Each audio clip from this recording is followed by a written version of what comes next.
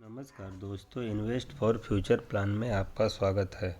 दोस्तों, आज हम बात करेंगे ऐसे शेयर के बारे में जिसने अपने निवेशकों की किस्मत को बदल दिया है और भविष्य में पुनः भी ये अपने निवेशकों की किस्मत बदलने की क्षमता रखता है। दोस्तों, इस प्रकार के शेयर इतना रिटर्न देते हैं कि यदि हमने एक बार इसमें निवेश कर दिया तो हमारा वो निवेश करोड़ों में बदल जाता है। यदि हम 1 लाख रुपए निवेश कर देते हैं, वैसे ही आज हम एक शेयर के बारे में चर्चा करेंगे। तो इस शेयर की लिस्टिंग है जो हमारी जुलाई 2002 में हुई थी, है ना। और जब से लिस्टिंग हुई है तब से यह शेयर अपने निवेशकों को 1,08,160% रिटर्न देगा है। यदि अब इस रिटर्न को हम और सिंपल वे पे समझें तो इस शेयर ने अपने निवेशकों के 1 लाख रुपए को लगभग 11 करोड़ रुपए में बदल दिया है। 2002 में यदि हमने इस शेयर में निवेश किया होता तो आज उसकी वैल्यू लगभग 11 करोड़ रुपए होती। तो 11 करोड़ रुपए और 1 लाख रुपए ना तो हमें दुनिया की कोई एफडी दे सकती है, ना कोई प्रॉपर्टी दे सकती। ऐसा किसी एक अच्छे शेयर में निवेश करने से ही हमें इतना अमाउंट प्राप्त हो सकता है। तो यह जो शेयर है, अभी भी इस शेयर का जो बिजनेस मॉडल है बहुत ही शानदार है। ये अपने निवेशकों की पुनः अगले 5 साल, 10 साल, 15 साल में किस्मत बदलने की क्षमता रखता है।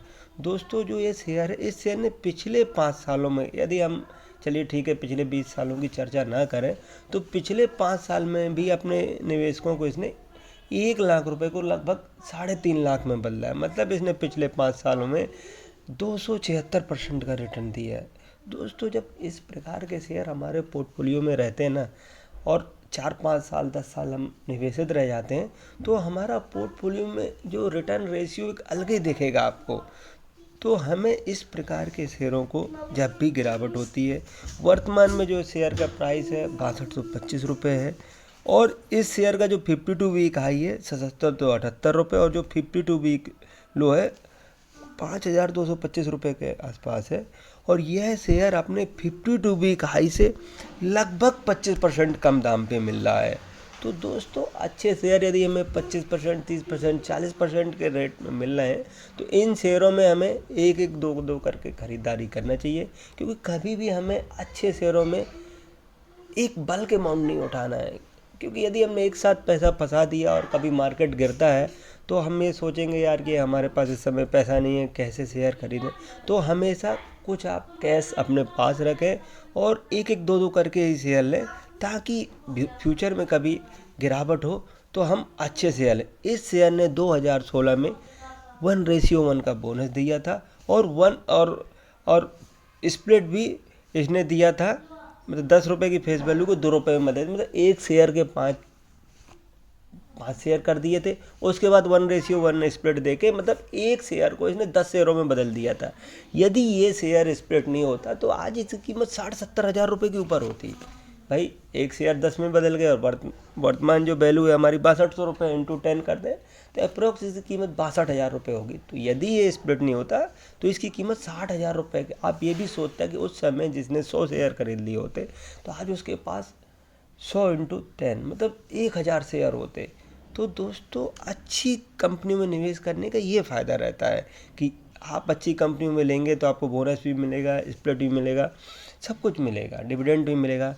इस कंपनी का जो वर्तमान मार्केट कैप 3,77,561 करोड़ है। मतलब ये लार्ज कैप कंपनी है। स्टॉक भी 35.1 है। मतलब देखिए, जो हमारा एक आइडियल पी है 25 माना जाता है, लेकिन 25 से 35 के बीच, 35 हम ये नहीं बोल सकते कि कंपनी बहुत महंगी। तो मतलब कंपनी का पी भी ठीक ठाक है। इस पी में हम कंपनी में खरीदारी कर सकते हैं।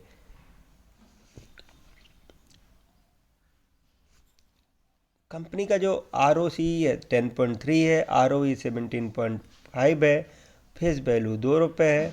कंपनी ने जो पिछले 5 साल में शानदार रिटर्न ग्रोथ की, मतलब CAGR कंपाउंड एनुअल जो ग्रोथ रेट है कंपनी का 30.9 है। मतलब शानदार इसका रिटर्न ग्रोथ है।